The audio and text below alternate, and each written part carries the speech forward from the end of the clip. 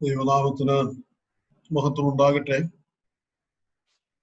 ഇന്നേ നമുക്ക് ഒരുമിച്ചായിരിക്കാൻ കർത്താവ് നമ്മെ ഈ നിലയിൽ സഹായിച്ചു.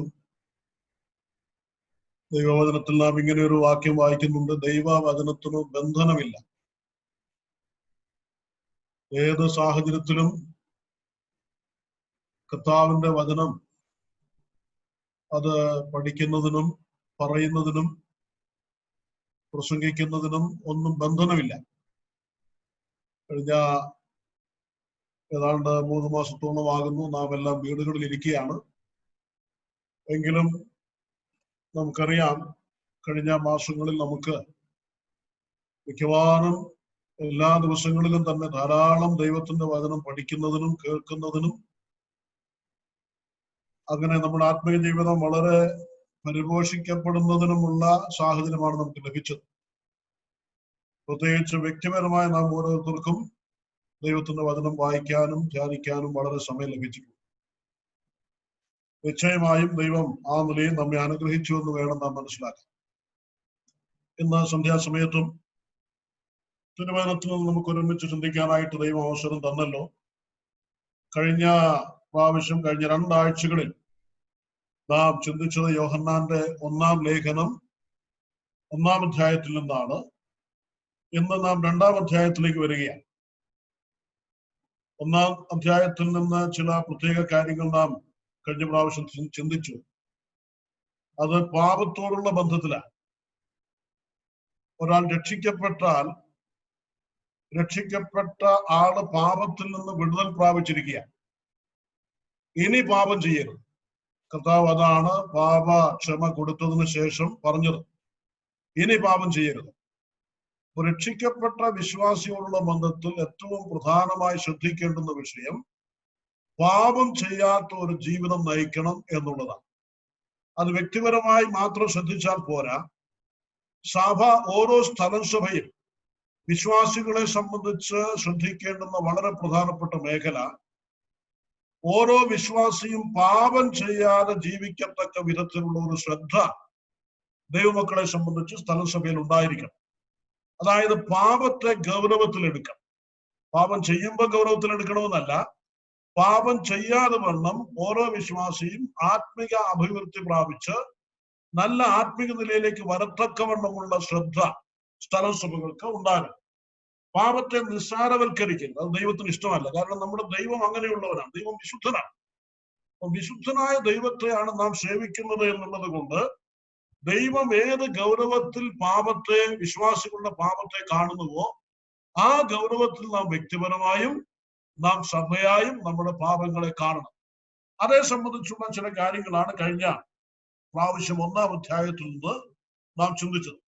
1-ാം അധ്യായത്തിൽ നാം ചിന്തിച്ച പ്രധാനപ്പെട്ട ഈ വിഷയത്തോടുള്ള ബന്ധത്തിലുള്ള കാര്യം, ഒന്ന്, ദൈവത്തോടുള്ള കൂട്ടായ്മ.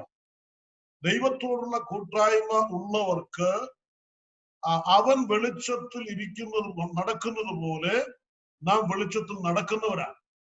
അഥവാ ദൈവത്തോട് എനിക്ക് കൂട്ടായ്മ ഉണ്ടെന്ന് പറയുകയും ഞാൻ വെളിച്ചത്തിൽ നടക്കുകയും ചെയ്യുന്നില്ലെങ്കിൽ ദൈവത്തോട് കൂട്ടായ്മ ഉണ്ടെന്ന് പറയുന്നത് ശരിയല്ല.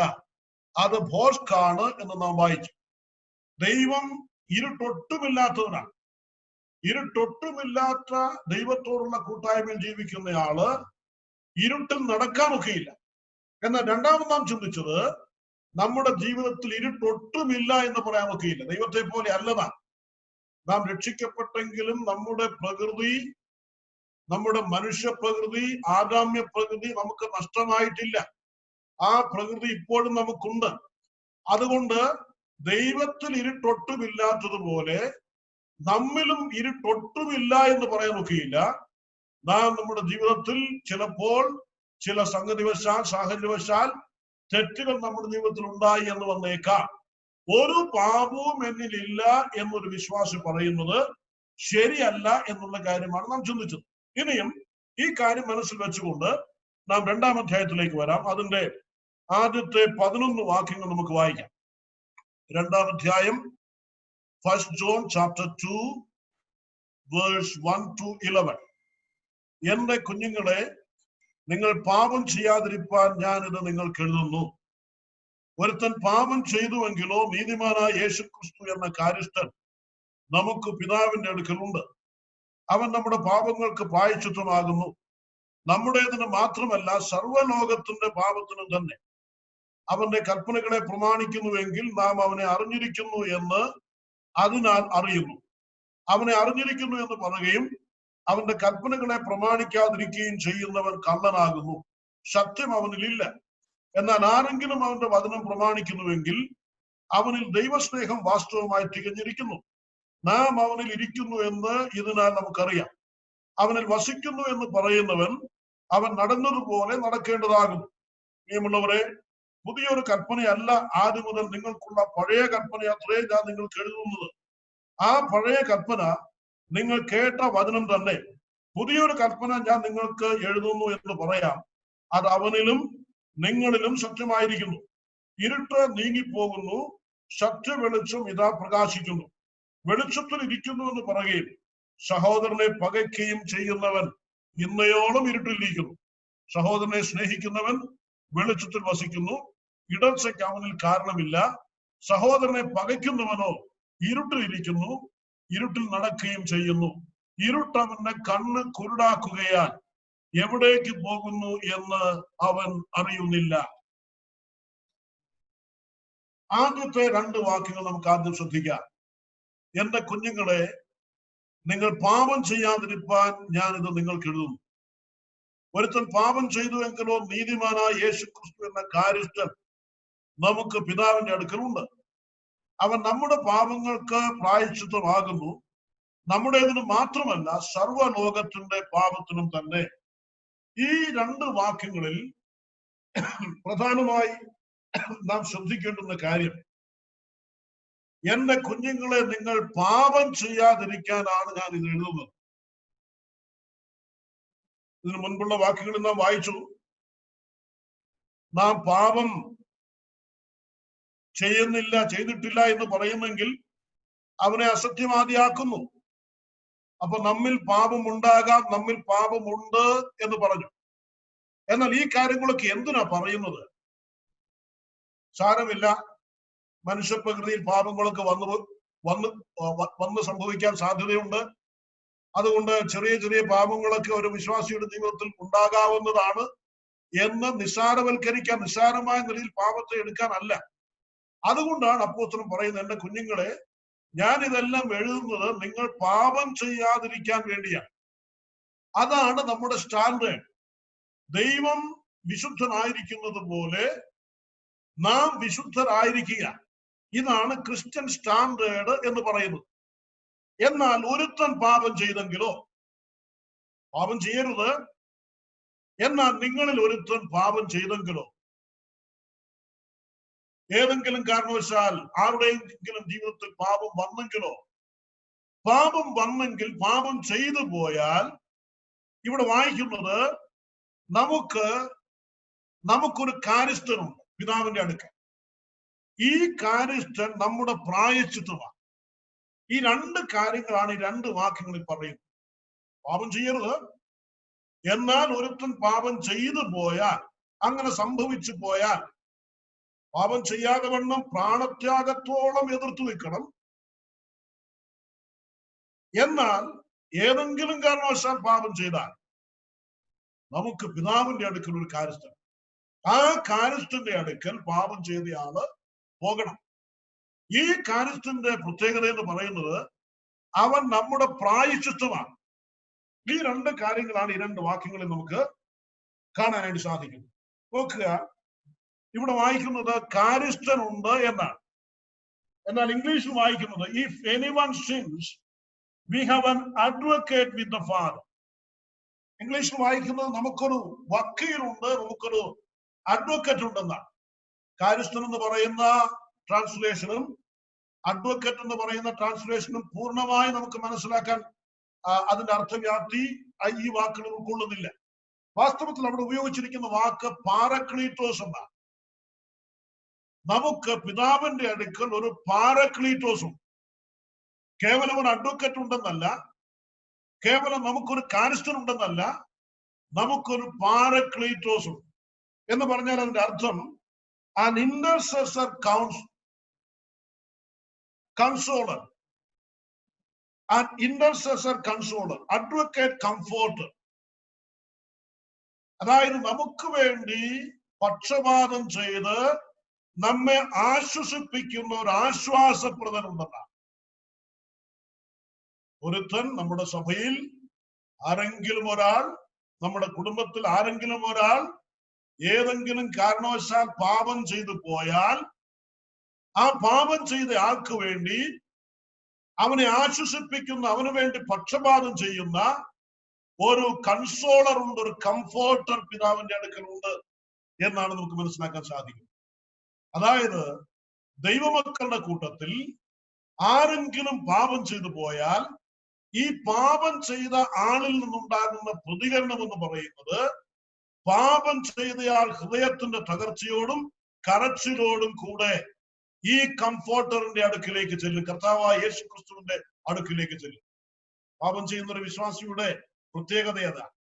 രക്ഷിക്കപ്പെടാത്തയാൾ പാപം ചെയ്യുന്നത് പോലെ അല്ല രക്ഷിക്കപ്പെട്ടയാൾ പാപം ചെയ്യുന്നത്. ദൈവസഭയിൽ കൂട്ടായ്മയിലുള്ള വിശ്വാസികൾ പാപം ചെയ്യുമ്പോ ആ പാപത്തെ ഈ ദൈവ പൈതലിന് ഒരിക്കലും നിസ്സാരമായി കാണാൻ സാധിക്കുകയില്ല. ദൈവത്തിന്റെ പരിശുദ്ധാത്മാവ് ഉള്ളിൽ വസിക്കുന്ന ഒരു ദൈവ പൈതൽ പാപം ചെയ്യുമ്പോ അകത്തിരിക്കുന്ന ദൈവത്തിന്റെ പരിശുദ്ധാത്മാവ് ഞരങ്ങും, ഈ പരിശുദ്ധാത്മാവ് ദുഃഖിക്കും. അങ്ങനെ ദൈവത്തിന്റെ പരിശുദ്ധാത്മാവിന്റെ ഞരക്കവും ദുഃഖവും ഈ ദൈവ പൈതലിന്റെ ദുഃഖവും ഞരക്കവുമായി മാറും. അങ്ങനെ പാപത്തെ ഒരിക്കലും നിസ്സാരമായി കണക്കാക്കാതെ, ഒരു ചെറിയ കാര്യമായി കണക്കാക്കാതെ, ഏത് പാപം ജീവിതത്തിൽ വന്നാലും ഹൃദയത്തിന്റെ വേദനയോടും തകർച്ചയോടും കൂടെ കരച്ചിലോടുകൂടെ ഈ കംഫോർട്ടറിന്റെ അടുക്കിലേക്ക്, ഈ ആശ്വാസപ്രദന്റെ അടുക്കിലേക്ക് ഒരു ദൈവ പൈതൽ ചൊല്ലും.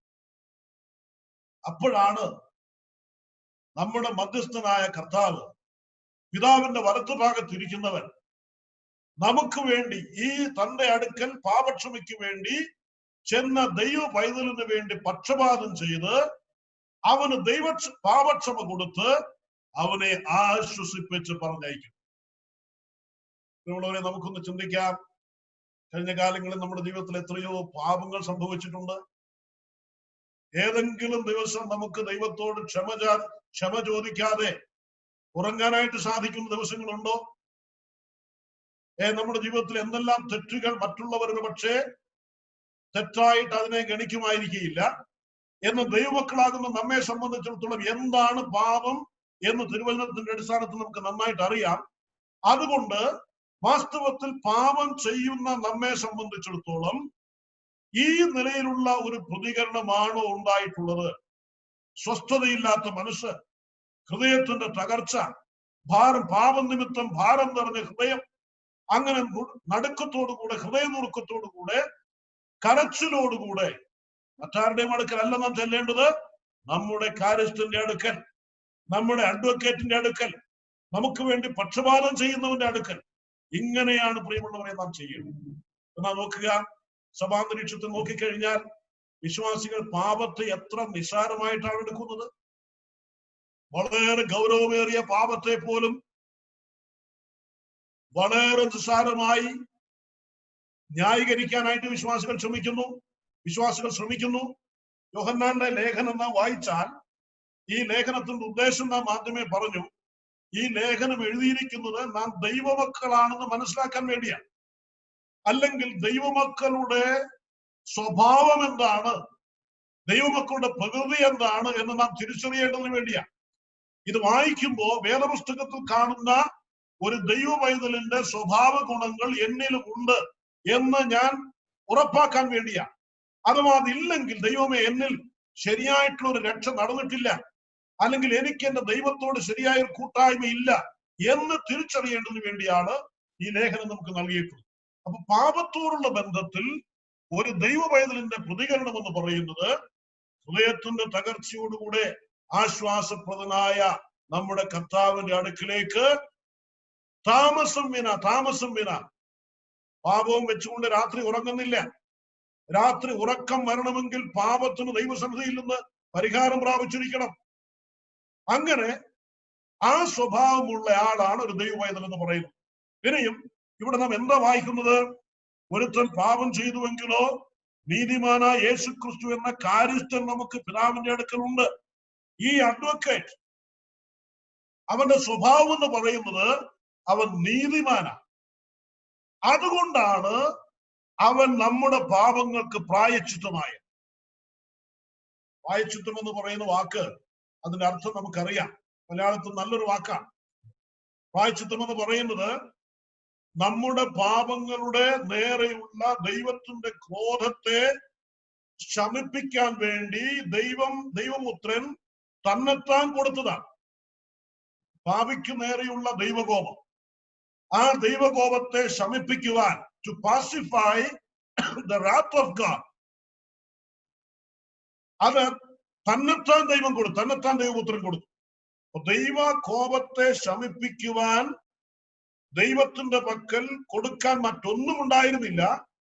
തന്നെത്താൻ ദൈവപുത്രന്റെ രക്തം മാത്രമേ കൊടുക്കാനുണ്ടായിരുന്നുള്ളൂ. അങ്ങനെ ദൈവപുത്രന്റെ രക്തം കൊടുത്തിട്ട് ദൈവത്തിന്റെ കോപം, നമുക്ക് നേരെയുള്ള ദൈവത്തിന്റെ കോപം ശമിപ്പിച്ചതിനെയാണ് പ്രായശ്ചിത്തം എന്ന് പറയുന്നത്. അവൻ പ്രായശ്ചിത്തം ചെയ്യാനായിട്ട് എന്തെങ്കിലും കൊടുത്തുവെന്നല്ല, തന്നെത്താൻ കൊടുത്തു. ഇതാണ് പ്രിയമുള്ളവരെ ദൈവനീതി എന്ന് പറയുന്നത്. അപ്പൊ പാപക്ഷമയ്ക്ക്, പാപങ്ങൾ ക്ഷമിക്കപ്പെടുവാൻ, പാപങ്ങളെ ക്ഷമിക്കുവാൻ ദൈവത്തിന് വില കൊടുക്കേണ്ടി വന്നു. അതാണ് നാം 9-ാമത്തെ വാക്യത്തിൽ നാം വായിക്കുന്നത്. 1:7-9 അവന്റെ പുത്രനായ യേശുവിന്റെ രക്തം സകല പാപവും പോക്കി നമ്മെ ശുദ്ധീകരിക്കുന്നു. 9-ാമത്തെ വാക്യം, നമ്മുടെ പാപങ്ങളെ ഏറ്റുപറയുന്നുവെങ്കിൽ അവൻ നമ്മോട് പാപങ്ങളെ ക്ഷമിച്ച് സകല അനീതിയും പോക്കി നമ്മെ ശുദ്ധീകരിപ്പാൻ തക്കവണ്ണം വിശ്വസ്തനും നീതിമാനുമാകുന്നു. അപ്പൊ പാപങ്ങളെ ക്ഷമിക്കാൻ ദൈവത്തിന് ചെലവുണ്ട്. ദൈവപുത്രന്റെ രക്തം. പാപങ്ങൾ ക്ഷമിച്ചു കിട്ടാൻ നമുക്ക് ചെലവുണ്ടോ? മുതിർകാരായി നമ്മുടെ വിശ്വാസികളായി നമ്മൾ പലപ്പോഴും വിചാരിക്കുന്നത് ദൈവം നമ്മുടെ പിതാവാണ്, 1. 2, നമ്മുടെ രക്ഷ പാപം ചെയ്താലും നഷ്ടപ്പെട്ടു പോകുന്ന രക്ഷയല്ല. അതുകൊണ്ട് ദൈവത്തോട് ഒരു മടിയും കൂടാതെ ദൈവമേ ക്ഷമിക്കണമേ എന്ന് ചെലവ് കൂടാതെ പറഞ്ഞാൽ നമ്മുടെ പാപങ്ങൾ ക്ഷമിക്കപ്പെടുമെന്നാണ് നമുക്കൊരു മിഥ്യാബോധമുള്ളത്. പ്രിയമുള്ളവരെ, അങ്ങനെയല്ല വചനം പഠിപ്പിക്കുന്നത്. നമ്മുടെ സഹോദരന്മാരോട് പാപം ചെയ്താൽ, നമ്മുടെ സഹോദരന്മാർക്ക് തമ്മിൽ എന്തെങ്കിലും ഹൃദയത്തിന്റെ അകൽച്ച ഉണ്ടായാൽ ഏത് രൂപത്തിലാണ് നാം ക്ഷമ ചോദിക്കുന്നത്? എന്നോട് വല്ലതും ഉണ്ടെങ്കിൽ വിട്ടുകളയണം. ഇതല്ല ക്ഷമ ചോദിക്കുന്ന വിധം. ഹൃദയത്തിന്റെ തകർച്ചയുള്ള, പാപത്തെ കുറിച്ച് ദുഃഖം വന്ന ഒരു ദൈവമോയതിൽ പാപക്ഷമ ലഭിക്കുവാനുള്ള മനോഭാവം ഇങ്ങനെയല്ല. നമ്മുടെ പാപങ്ങളെ ക്ഷമിക്കുവാൻ ദൈവപുത്രന് വിലയേറിയ ചിലവുണ്ടായിരുന്നു. ഇതുപോലെ നമ്മുടെ പാപങ്ങൾ ക്ഷമിച്ചു കിട്ടുവാൻ ദൈവത്തിന്റെ വചനത്തിൽ ഒരു പ്രമാണം വെച്ചിട്ടുണ്ട്. അത് നാം ലേവ്യ പുസ്തകത്തിലാണ് വായിക്കുന്നത്. ലേവ്യ പുസ്തകം 26-ാം അധ്യായത്തിൽ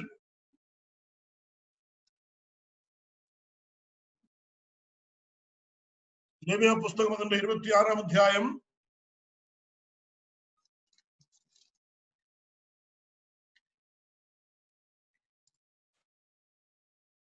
40 മുതൽ 42 വരെയുള്ള വാക്യം.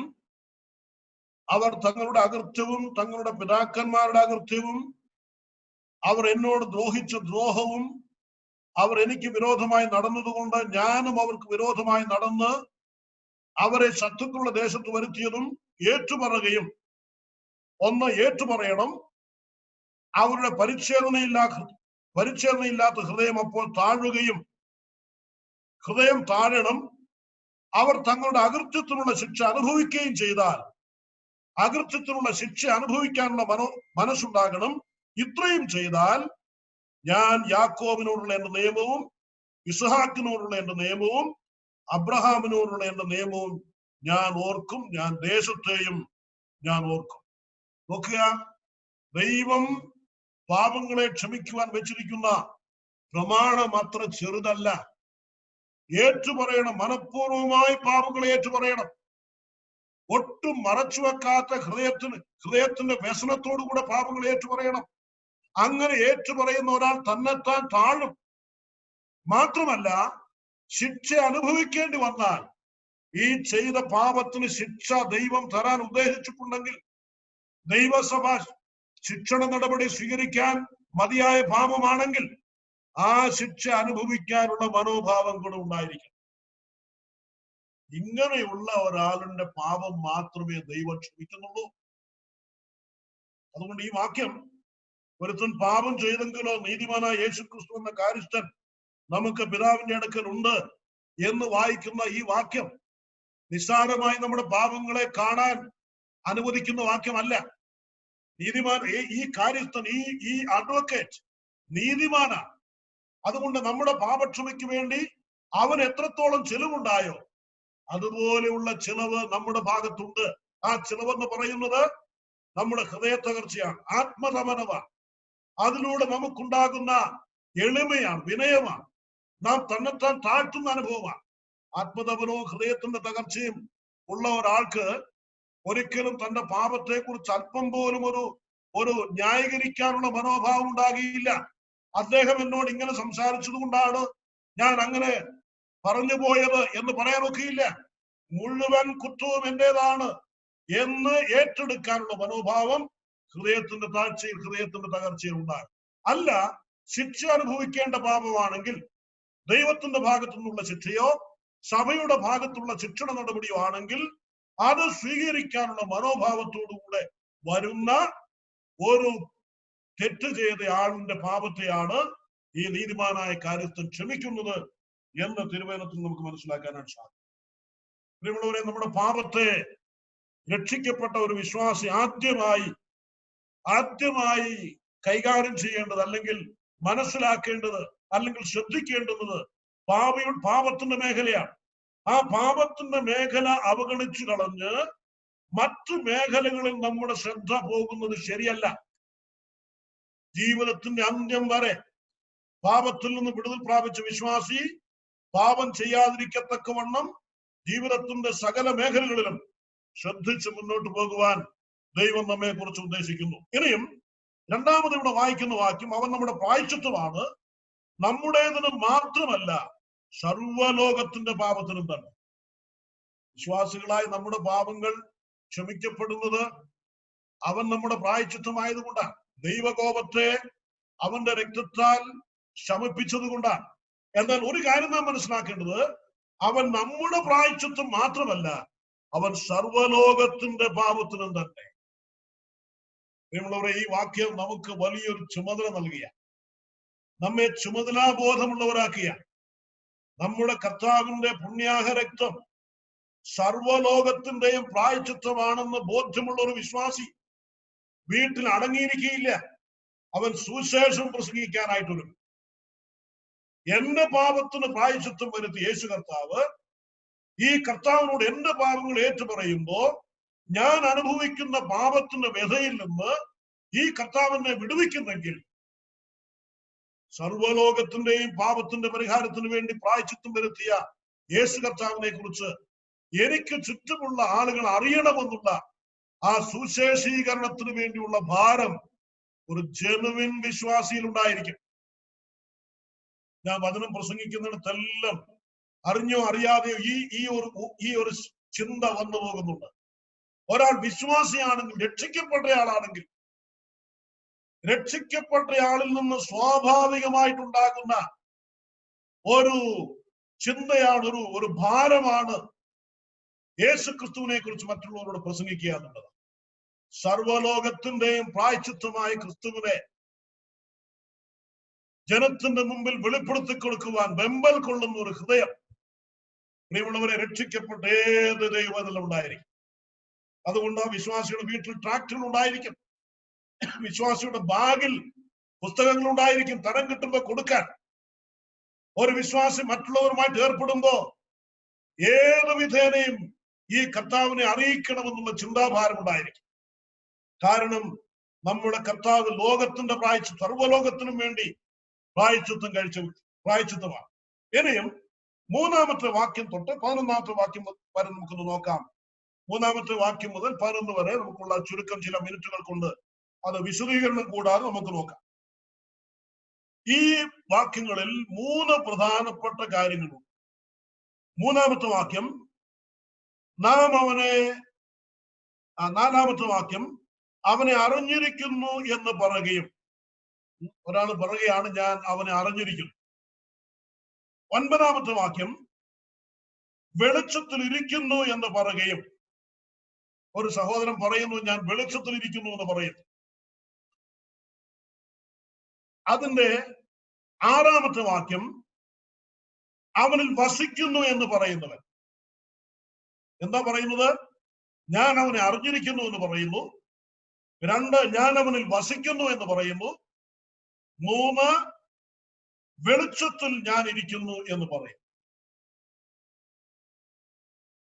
ഈ 3 കാര്യങ്ങൾ ഒരാളുടെ ജീവിതത്തിൽ, ഞാൻ ഒരു വിശ്വാസിയാണോ, ഞാൻ രക്ഷിക്കപ്പെട്ടയാളാണോ, ഞാൻ ദൈവവുമായിട്ടുള്ള കൂട്ടായ്മ ബന്ധത്തിൽ നിലനിൽക്കുന്ന ഒരാളാണോ എന്ന് പരിശോധിക്കാൻ പര്യാപ്തമായ 3 കാര്യങ്ങളാണ്. ആദ്യത്തെ വാക്യം, നാം അവനെ അറിഞ്ഞിരിക്കുന്നു എന്ന് അതിനാൽ അറിയുന്നു. അവനെ അറിഞ്ഞിരിക്കുന്നു എന്ന് പറയുകയും അവന്റെ കൽപ്പനകളെ പ്രമാണിക്കാതിരിക്കുകയും ചെയ്യുന്നവൻ കള്ളനാകും. ഈ വാക്യം ശ്രദ്ധിച്ചാൽ നമുക്ക് മനസ്സിലാകും, ഒരാൾക്ക് മനസ്സിലാകും, ഞാൻ അവനെ അറിഞ്ഞിട്ടുണ്ടോ എന്ന് മനസ്സിലാകും. അവനെ അറിഞ്ഞിട്ടുണ്ടോ എന്ന് ചോദിച്ചാൽ രക്ഷിക്കപ്പെട്ടിട്ടുണ്ടോ എന്നാണ് അർത്ഥം. യോഹന്നാൻ സുവിശേഷം 17-ാം അധ്യായത്തിൽ നാം ആ കാര്യം വായിക്കുന്നുണ്ട്. യോഹന്നാൻ സുവിശേഷം 17-ാം അധ്യായം അതിന്റെ 3-ാമത്തെ വാക്യമാണ്. യോഹന്നാൻ 17, ജോൺ ചാപ്റ്റർ 17 വേഴ്സ് 3. ഏക സത്യതയുമായി നിന്നെയും നീ. 3 വാക്യങ്ങളിൽ നാം കണ്ടത്, ഒന്നാമത്തെ കാര്യം ദൈവത്തെ അറിയുക എന്നുള്ളതാണ്. ദൈവത്തെ അറിയുക എന്നുള്ളതിന്റെ അർത്ഥം രക്ഷിക്കപ്പെടുക എന്നുള്ളതാണ്.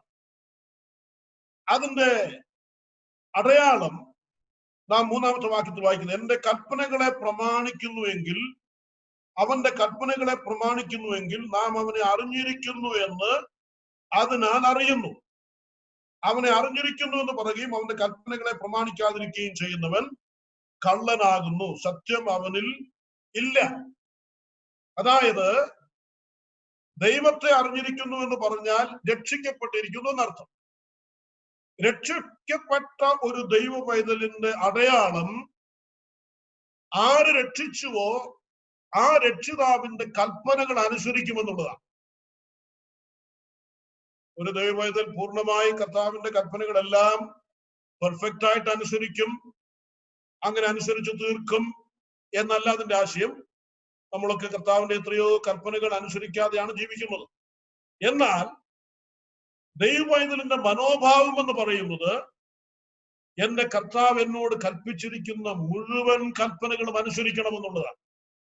ഏതെങ്കിലും ദൈവകൽപ്പനകൾ നാം അനുസരിക്കാതെ വന്നാൽ, അയ്യോ കർത്താവ് കൽപ്പിച്ച കൽപ്പന, കർത്താവ് എന്നോട് പറഞ്ഞ കാര്യം, എനിക്ക് വചനത്തിൽ നിന്ന് മനസ്സിലായ സത്യം ഞാൻ അനുസരിച്ചില്ലല്ലോ എന്നുള്ള കുറ്റബോധം ഉണ്ടാകും. ആ കുറ്റബോധത്തിൽ നിന്ന് ദൈവകൽപ്പനകൾ അനുസരിക്കാനുള്ള പ്രേരണ നമ്മിലുണ്ടാകും. അങ്ങനെ നാൾക്കുനാൾ ആത്മീയ വർധനവ് പ്രാപിക്കുന്ന ജീവിതമാണ് ദൈവ പൈതലിന്റെ ജീവിതം എന്ന് പറയുന്നത്. അപ്പൊ രക്ഷിക്കപ്പെട്ട ദൈവ പൈതൽ ഒരാൾ അവനെ അറിഞ്ഞിരിക്കുന്നു എങ്കിൽ, അത് വാസ്തവമാണെങ്കിൽ, ആ ആളിന്റെ സ്വഭാവം എന്ന് പറയുന്നത് ദൈവകൽപ്പനകൾ എന്താണെന്ന് മനസ്സിലാക്കാൻ വചനം പരിശോധിക്കുന്ന സ്വഭാവമാണ്.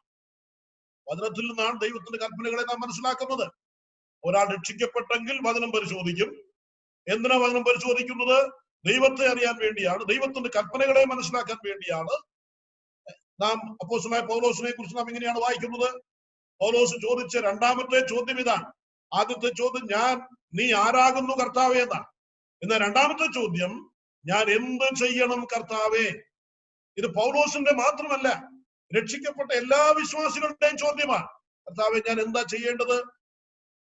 നിനക്ക് എന്നോട് പറയാനുള്ള, ഞാൻ അനുസരിക്കേണ്ടുന്ന കൽപ്പന എന്താണ്? ഈ മനോഭാവം, ഈ കാഴ്ചപ്പാട് ഇതില്ലാത്ത ഒരാൾ ദൈവത്തെ അറിഞ്ഞിട്ടില്ല. വിശദീകരിക്കാൻ സമയമില്ലല്ലോ. 6-ാമത്തെ വാക്യം, 6-ന് മുമ്പ് നാം ഒരു കാര്യം കൂടെ ശ്രദ്ധിക്കണം. 5-ാമത്തെ വാക്യം, എന്നാൽ ആരെങ്കിലും അവന്റെ വചനം പ്രമാണിക്കുന്നുവെങ്കിൽ അവനിൽ ദൈവസ്നേഹം വാസ്തവമായി തികഞ്ഞിരിക്കുന്നു. അവനിൽ ദൈവസ്നേഹം, ദൈവത്തിന്റെ കൽപ്പനകൾ ആര് പ്രമാണിച്ച് ജീവിക്കുന്നുവോ ആ കൽപ്പനകൾ പ്രമാണിക്കാൻ അവന് ഊർജം നൽകിയത് അവനിലുള്ള ദൈവസ്നേഹമാണ്, ദൈവത്തിന്റെ സ്നേഹമാണ്. നമുക്ക് അവനോടുള്ള നമ്മുടെ സ്വയത്തിൽ നിന്ന്, നമ്മിൽ നിന്നും ദൈവത്തോടുണ്ടായ സ്നേഹമല്ല, മറിച്ച് നമ്മിലേക്ക് പകരപ്പെട്ട ദൈവസ്നേഹമാണ്. റോമാലേഖനം 5-ാം അധ്യായത്തിൽ അത് വായിക്കുന്നുണ്ട്. ദൈവത്തിന്റെ പരിശുദ്ധാത്മാവിനാൽ നമ്മിലേക്ക് ദൈവത്തിന്റെ സ്നേഹം പകരപ്പെട്ടു. ആ നമ്മിൽ പകർന്നിരിക്കുന്ന ദൈവസ്നേഹമാകുന്ന ഊർജം കൊണ്ടാണ് നാം ദൈവത്തിന്റെ കൽപ്പനകൾ നാം അനുസരിക്കുന്നത്. മാത്രമല്ല, യോഹന്നാന്റെ ഈ ലേഖനത്തിൽ തന്നെ 5-ാമത്തെ അധ്യായത്തിൽ നിന്ന് വായിക്കുന്നുണ്ട്. 5-ാം അധ്യായം ദൈവത്തിൽ നിന്ന് അതിന്റെ 3-ാമത്തെ വാക്യം, അവന്റെ കൽപ്പനകളെ പ്രമാണിക്കുന്നതല്ലോ ദൈവത്തോടുള്ള സ്നേഹം. ദൈവത്തോടുള്ള സ്നേഹം എന്ന് പറയുന്നത് അതേ സ്നേഹമാണ്, നമ്മിൽ നിന്ന് ഉത്ഭവിച്ച സ്നേഹമല്ല, നമ്മിലേക്ക് പകരപ്പെട്ട ആ ദൈവസ്നേഹം, അതാണ് ദൈവത്തോടുള്ള സ്നേഹം എന്ന് പറയുന്നത്. അപ്പൊ ദൈവകൽപ്പനകൾ അനുസരിക്കാൻ നമ്മെ പ്രേരിപ്പിക്കുന്നത്, അതിനുള്ള പ്രാപ്തി നമുക്ക് നൽകുന്നത്, പ്രിയമുള്ളവരെ, ദൈവസ്നേഹമാണ്. അപ്പൊ ഒരു വിശ്വാസിയും ഒരിക്കലും പറഞ്ഞുകൂടാ, ദൈവത്തിന്റെ കൽപ്പന എല്ലാം അനുസരിക്കാനുള്ള കഴിവ് എനിക്കില്ല, ഞാനൊരു സാധുവായ മനുഷ്യനാണ് എന്ന് ഒരു വിശ്വാസിക്ക് പറഞ്ഞുകൂടാ. കാരണം എല്ലാ വിശ്വാസികളിലേക്കും ദൈവത്തിന്റെ സ്നേഹം പകർന്നിട്ടുണ്ട്. ആ സ്നേഹം എടുത്ത് ഉപയോഗിച്ചാൽ മതി, ആ സ്നേഹത്തിന്റെ ഊർജം നമ്മിൽ വ്യാപരിച്ചാൽ മതി ദൈവത്തിന്റെ കൽപ്പനകൾ അനുസരിക്കാൻ. അപ്പോ ഞാൻ രക്ഷിക്കപ്പെട്ടവനാണോ ഇല്ലയോ എന്ന് മനസ്സിലാക്കാൻ ഇവിടെ നമുക്ക് ലഭിച്ചിരിക്കുന്ന ഒരു ടെസ്റ്റാണ്, അല്ലെങ്കിൽ ഒരു അടയാളമാണ്. ദൈവകൽപ്പനകൾ ഞാൻ അനുസരിക്കുന്നുണ്ടോ? ദൈവകൽപ്പനകൾ അനുസരിക്കാനുള്ള വ്യഗ്രത എന്നിലുണ്ടോ? ദൈവകൽപ്പനകൾ മനസ്സിലാക്കാൻ വേണ്ടി വേദപുസ്തകം ഞാൻ പഠിക്കുന്നുണ്ടോ? ദൈവകൽപ്പനകൾ അനുസരിക്കാതിരിക്കുമ്പോൾ എന്റെ ഹൃദയം എന്നെ വേദനിപ്പിക്കുന്നുണ്ടോ? ഇത് നാം പരിശോധിച്ചാൽ ഞാനൊരു ദൈവപൈതലാണോ ഇല്ലയോ എന്ന് വ്യക്തമായിട്ട് മനസ്സിലാക്കാൻ സാധിക്കും. ഇനിയും അതിന്റെ 6-ാമത്തെ വാക്യം, അവനിൽ വസിക്കുന്നു എന്ന് പറയുന്നത്. അവനിൽ വസിക്കുന്നു എന്ന് പറയുന്നത് എനിക്ക് ദൈവത്തോട് കൂട്ടായ്മയുണ്ട് എന്ന് പറയുകയാണ്. ആദ്യത്തേത് ഞാൻ രക്ഷിക്കപ്പെട്ടു എന്ന് പറയുന്നു, ഞാൻ അവനെ അറിഞ്ഞിരിക്കുന്നു എന്ന് പറയുന്നത് ഒരാളുടെ ക്ലെയിം, ഞാൻ വാസ്തവമായി രക്ഷിക്കപ്പെട്ടയാണ്. രണ്ടാമത്തത് അവനിൽ വസിക്കുന്നു എന്ന് പറയുന്നത് ദൈവത്തോടുള്ള കൂട്ടായ്മ എനിക്കുണ്ട് എന്ന് ഒരു വിശ്വാസി അവകാശപ്പെടുമ്പോ അതിന്റെ ചിഹ്നം, അതിന്റെ അടയാളം, അവനിൽ വസിക്കുന്നു എന്ന് പറയുന്നവൻ അവൻ നടന്നതുപോലെ നടക്കേണ്ടതാകുന്നു. ദൈവത്തോടുള്ള കൂട്ടായ്മ അവനുമായിട്ട് ഒരുമിച്ച് നടക്കുന്നതാണ്. ദൈവത്തോടു കൂടെ ഹാനോക്ക് നടന്നു, അവനുമായിട്ട് ഒരുമിച്ച് നടക്കുക. ദൈവമായിട്ട് ഹാനോക്ക് നടന്നപ്പോ അത് രണ്ടുപേരും കൂടെ ഒരുമിച്ച് പാരലായിട്ട് നടക്കുന്ന നടപ്പല്ല. മുമ്പിൽ ദൈവവും പിന്നിൽ ഹാനോക്കും. ദൈവത്തിന്റെ കാൽ പതിഞ്ഞ ഇടം നോക്കി ആ കാൽപ്പാടുകളിൽ തന്റെ പാദങ്ങൾ വെച്ച് നടക്കുന്നതാണ് അവനോട് കൂടെ നടക്കുക എന്ന് പറയുന്നത്. അവന്റെ പിന്നാലെ നടക്കുകയാണ്, അവനെ അനുഗമിക്കുകയാണ്. പ്രിയമുള്ളവരെ, അവനിൽ ഒരാൾ വസിക്കുന്നു എന്ന് പറയുന്നു, എനിക്ക് എന്റെ ദൈവത്തോട് കൂട്ടായ്മയുണ്ട് എന്ന് പറയുന്നു. അങ്ങനെയെങ്കിൽ അവൻ നടന്നതുപോലെ നടക്കേണ്ടതാണ്. ഈ ലോക്ക്ഡൌൺ ആരംഭിച്ചത് മുതൽ ഞങ്ങള് സഭയിൽ ഐറോളിയിൽ സുവിശേഷങ്ങൾ 4 സുവിശേഷങ്ങൾ പഠിക്കാനായിട്ട് തുടങ്ങി. അതിന്റെ പിന്നിലെ ഉദ്ദേശം അവൻ എങ്ങനെ നടന്നു എന്ന് മനസ്സിലാക്കാൻ ഈ 4 സുവിശേഷങ്ങൾ വായിക്കും. അവന്റെ നടപ്പ് മനസ്സിലാക്കാൻ, അവന്റെ സംസാരം മനസ്സിലാക്കാൻ, അവന്റെ ഭൂമിയിലായിരുന്നപ്പോൾ അവന്റെ പെരുമാറ്റം മനസ്സിലാക്കാൻ, അവന്റെ രൂപം, അവന്റെ ആ രൂപം ഒന്ന് നമുക്ക് കാണാൻ 4 സുവിശേഷങ്ങൾ വായിക്കണം. അങ്ങനെ 4 സുവിശേഷങ്ങൾ നാം വായിച്ച് അവന്റെ നടപ്പ് കണ്ടിട്ട് ആ നടപ്പ് അവന്റെ പിന്നാലെ കാൽച്ചുവടുകൾ വെച്ച് നാം നടക്കണം. എങ്കിലേ എനിക്ക് അവനോട് കൂട്ടായ്മയുണ്ട്, ഞാൻ അവനിൽ വസിക്കുന്നു എന്ന് പറയാൻ സാധിക്കും. യോഹന്നാന്റെ സുവിശേഷം 15-ാം അധ്യായം വായിച്ചു നോക്കുക. അവനിൽ വസിക്കുന്നവൻ ഫലം കായ്ക്കും. അവനിൽ വസിക്കുന്നവൻ അവനോട് കൂട്ടായ്മയുള്ളവനാണ്. അവനോട് കൂട്ടായ്മയിൽ ജീവിക്കുന്ന, അവനിൽ വസിക്കുന്നയാള് ഫലം കായ്ക്കും. നമ്മുടെ ജീവിതത്തിൽ പ്രിയമുള്ളവരെ ഫലമുണ്ടോ? എത്രയോ വർഷങ്ങളായി തോട്ടത്തിൽ അവൻ നമ്മെ നിർത്തിയിരിക്കുകയാണ്. പലപ്പോഴും ഫലം കാണാഞ്ഞിട്ടും വെട്ടിക്കളയാമെന്ന് വിചാരിച്ചു. പക്ഷേ സമ്മതിച്ചില്ല. ഒരു വർഷം കൂടെ ഈ കോവിഡിന്റെ സമയത്ത് കോടാലി ചുവട്ടിൽ വെച്ചിരിക്കുക. പക്ഷേ അവൻ നമ്മോട് ദീർഘക്ഷമ കാണിച്ചു. നമുക്ക് ആർക്കും ഹാനി വന്നില്ലല്ലോ, നമുക്ക് ആർക്കും ദോഷം വന്നില്ലല്ലോ. പ്രിയമുള്ളവരെ, ഫലം കാണാതെ വരുമ്പോൾ വെട്ടിക്കളയണമെന്ന് തോന്നും. പക്ഷേ ദൈവത്തിന്റെ ദീർഘക്ഷമ നിമിത്തം നാം മുടിഞ്ഞു പോകാതിരിക്കും. അവൻ ഫലമില്ലാത്ത വൃക്ഷത്തെ വെട്ടിക്കളയുന്നില്ല. എന്താ ഫലമില്ലാത്തതിന്റെ കാരണം? അവനിൽ വസിക്കുന്നു എന്ന മിഥ്യാബോധമാണ് നമുക്കുള്ളത്. അവനോട് കൂട്ടായ്മ ശരിയായ നിലയിൽ ഇല്ല. അവനിൽ ശരിയായ നിലയിൽ അവനോട് ഒട്ടിച്ചേർന്നിരിക്കുന്നില്ല. അതുകൊണ്ടാണ് ഫലമില്ലാതിരിക്കുന്നത്. നമുക്കൊരിക്കലും നമ്മോട് സഹതാപം തോന്നരുത്. ഒരു വിശ്വാസിക്ക് ഒരിക്കലും തന്നോട് സ്നേഹം തോന്നരുത്. ഒരു ദൈവവൈതൽ ഒരിക്കലും തന്നോട് സഹതാപം തോന്നരുത്. ഒരു ദൈവവൈതൽ തന്നെത്താൻ പകയ്ക്കണം, തന്നെത്താൻ വെറുക്കണം. നമുക്ക് നമ്മോട് സഹതാപം തോന്നിയാൽ നാം ശരിയാവുകയില്ല. നമുക്ക് നമ്മോട് സ്നേഹം തോന്നിയാൽ നമുക്ക് നമ്മുടെ കർത്താവിനോടുള്ള കൂട്ടായ്മ ഉണ്ടാവുകയില്ല. കർത്താവ് നമ്മെ സഹായിക്കട്ടെ. എനിക്ക് ദൈവത്തോട് കൂട്ടായ്മയുണ്ടോ എന്ന് പരിശോധിക്കുവാൻ 6-ാമത്തെ വാക്യം നമ്മെ സഹായിക്കുന്നു. 3-ാമത്തെ കാര്യം 9-ാമത്തെ വാക്യമാണ്. വെളിച്ചത്തിലിരിക്കുന്നു എന്ന് പറയുകയും സഹോദരനെ പകയ്ക്കുകയും ചെയ്യുന്നവൻ ഇന്നയോളം ഇരുട്ടിലിരിക്കുന്നു. വെളിച്ചത്തിലിരിക്കുന്നു എന്ന് പറഞ്ഞാൽ പിന്നെയും അതിന്റെ അർത്ഥം എനിക്ക് ദൈവത്തോട് കൂട്ടായ്മയുണ്ടെന്നാണ്. ഇരുട്ടൊട്ടുമില്ലാത്ത ദൈവത്തോട് കൂടെ ഞാൻ നടക്കുന്നു, എനിക്ക് ഈ ദൈവത്തോട് കൂട്ടായ്മയുണ്ട് എന്ന് ഞാൻ അവകാശപ്പെടുകയാണ്. എനിക്ക് എന്റെ ദൈവത്തോട് കൂട്ടായ്മയുണ്ട് എന്ന് ഞാൻ അവകാശപ്പെടുന്നത് കൊണ്ടാണ് അപ്പവീഞ്ഞുകളിൽ നിന്ന് പങ്കുകൊള്ളുന്നത്. എനിക്ക് എന്റെ ദൈവത്തോട് കൂട്ടായ്മയുണ്ട് എന്ന് ഞാൻ അവകാശപ്പെടുന്നത് കൊണ്ടാണ് സാമ്പത്തിക കൂട്ടായ്മ ദൈവദാസന്മാർക്ക് കൊടുക്കുന്നത്. എനിക്ക് എന്റെ ദൈവത്തോട് കൂട്ടായ്മയുണ്ട് എന്ന് എനിക്ക് തോന്നുന്നത് കൊണ്ട് പ്രിയമുള്ളവരെ ഞാൻ പലതും ചെയ്യുന്നു. പക്ഷെ എങ്ങനെ മനസ്സിലാക്കുന്നത് ദൈവത്തോട് എനിക്ക് കൂട്ടായ്മയുണ്ടെന്ന്? ഈ വാക്യം വെളിച്ചത്തിലിരിക്കുന്നു എന്ന് പറയുകയും സഹോദരനെ പകയ്ക്കുകയും ചെയ്യുന്നവൻ ഇന്നയോളം ഇരുട്ടിലിരിക്കും. ദൈവത്തോട് കൂട്ടായ്മയുള്ളവർ ദൈവത്തിൽ നിന്ന് ജനിച്ച സഹോദരന്മാരോട് കൂട്ടായ്മ ഉണ്ടായിരിക്കും. അവരെ സ്നേഹിക്കും. വിശദീകരിക്കാൻ നമുക്ക് സമയമില്ലല്ലോ. കേവലം ഒരു ചില പോയിന്റുകൾ മാത്രം നിങ്ങളുടെ മുമ്പിൽ ഞാൻ വെക്കുക. ഈ ലേഖനം നന്നായി വായിച്ച് പഠിക്കണം. ദൈവത്തിന്റെ ആത്മാവ് നമ്മെ ഈ വിഷയത്തിൽ സഹായിക്കട്ടെ. ആദ്യം നാം ചിന്തിച്ച കാര്യം പാപത്തോടുള്ള ബന്ധത്തിലുള്ള 2 വാക്യങ്ങളാണ്. ഒന്ന്, ഒരുത്തൻ പാപം ചെയ്തു എന്ന് പറഞ്ഞ, ഒരുത്തൻ പാപം ചെയ്തു എങ്കിലോ നിങ്ങൾ പാപം ചെയ്യരുത്, നിങ്ങളുടെ പിതാവ് വിശുദ്ധനാണ്. എന്നാൽ ആരെങ്കിലും ഒരുത്തൻ നിങ്ങളിൽ പാപം ചെയ്താൽ, ഈ പാപം ചെയ്ത ദൈവവൈതൽ ഹൃദയത്തിന്റെ തകർച്ചയോടും വിലാപത്തോടും കൂടെ പിതാവിന്റെ സന്നിധിയിൽ നീതിമാനായ കാര്യസ്ഥന്റെ അടുക്കിലേക്ക് ചെല്ലും. അവൻ നമ്മുടെ കംഫോർട്ടറാണ്. അവൻ നമ്മെ ആശ്വസിപ്പിക്കുന്നു. കേവലം ഒരു കാര്യസ്ഥനല്ല, കേവലം ഒരു അഡ്വക്കേറ്റ് അല്ല. അവൻ നീതിമാനാണ്. അവൻ നമ്മെ ആശ്വസിപ്പിക്കുന്നവനാണ്. പക്ഷേ അവൻ നമ്മുടെ പാപങ്ങളെ ക്ഷമിച്ച് നമ്മെ ആശ്വസിപ്പിക്കുവാൻ അവന് മുതൽ മുടക്കുണ്ട്, അവന് ചെലവുണ്ട്. അത് അവന്റെ പുത്രനായ യേശുക്രിസ്തുവിന്റെ രക്തമാണ്. അതാണ് അവന്റെ പ്രായശ്ചിത്തം, അവൻ ചെയ്ത പ്രായശ്ചിത്തം. ഇതുപോലെ തന്നെ പാപക്ഷമ നമുക്ക് ലഭിക്കണമെങ്കിൽ നമുക്ക് ചെലവുണ്ട്. നമ്മുടെ പാപങ്ങളെ ഹൃദയത്തിന്റെ മനസ്താപത്തോടുകൂടി ഏറ്റുപറയാൻ കഴിയും. പാപങ്ങളെ ചെറുതായി കാണരുത്.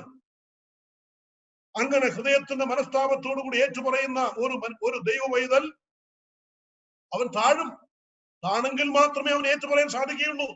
അവൻ തന്നെത്താൻ താഴും.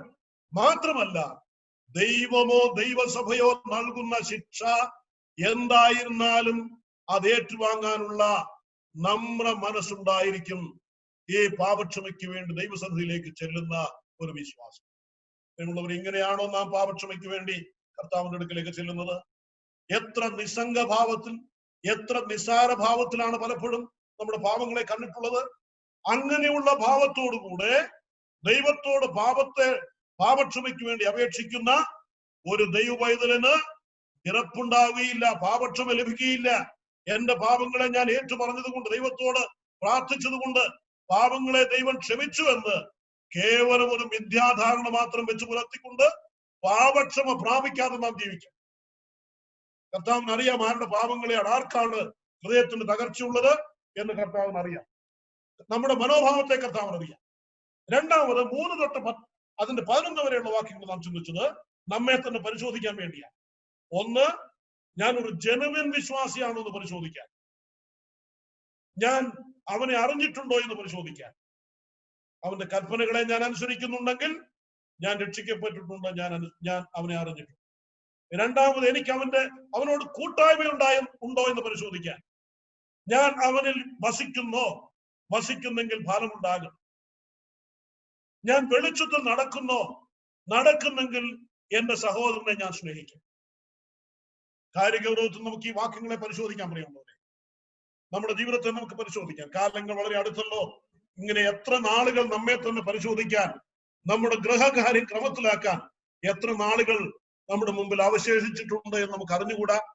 അതുകൊണ്ട് ലഭിക്കുന്ന വെളിച്ചത്തിൽ, ലഭിക്കുന്ന വചനത്തിന്റെ അടിസ്ഥാനത്തിൽ അതാത് സമയത്ത് നമ്മെ തന്നെ പരിശോധിച്ച് ഞാൻ വിശ്വാസത്തിൽ ഇരിക്കുന്നു എന്ന് പരിശോധിക്കാം, എനിക്ക് എന്റെ ദൈവത്തോട് കൂട്ടായ്മയുണ്ടോ എന്ന് പരിശോധിക്കാം. ദൈവത്തിന്റെ പരിശുദ്ധാത്മാവ് നമ്മെ സഹായിക്കട്ടെ.